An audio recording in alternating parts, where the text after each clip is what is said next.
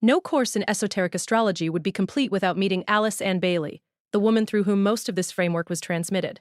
Born in Manchester in 1880, she died in New York in 1949. Whether you read her claimed Tibetan transmission literally or metaphorically, her work stands as one of the most systematic and internally coherent bodies of esoteric thought ever assembled. Bailey's path was not straightforward. She was raised in conservative British society, worked as a missionary in India, and endured a difficult first marriage. Her encounter with Theosophy in California opened a new world. She began experiencing what she described as mental impressions from a Tibetan adept she called Jewel Kul, detailed, technical, often challenging material. Over decades, she published A Treatise on the Seven Rays in 5 volumes, A Treatise on Cosmic Fire, Esoteric Healing, and many other works. She co-founded the Lucis Trust, which continues to distribute her writings today.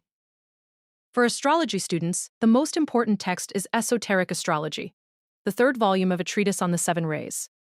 This is the source for the 3-tier ruler system, the ray sign correspondences, veiling, and the soul-centered interpretation framework. Esoteric healing offers depth on body rays and the relationship between consciousness and physical form. A Treatise on Cosmic Fire provides the cosmological background. And Discipleship in the New Age contains some of Bailey's most specific ray assignments. She described the rays of named individuals in her teaching groups, offering rare concrete examples.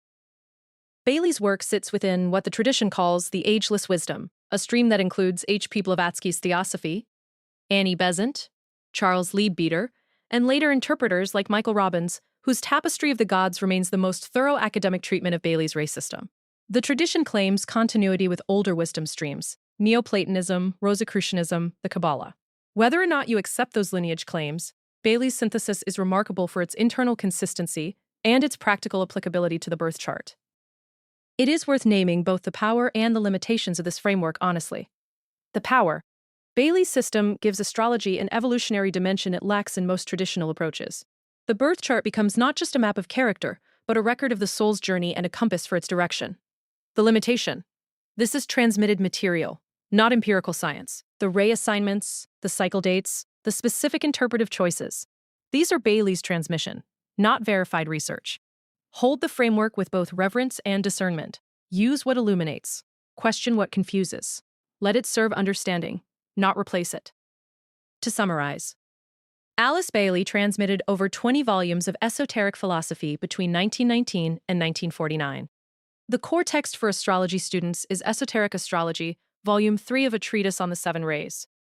Her work sits within the Ageless Wisdom tradition, running through Blavatsky and Theosophy.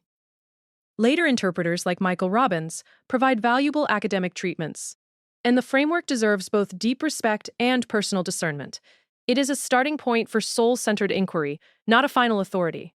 The next lesson maps your complete evolutionary arc across a lifetime.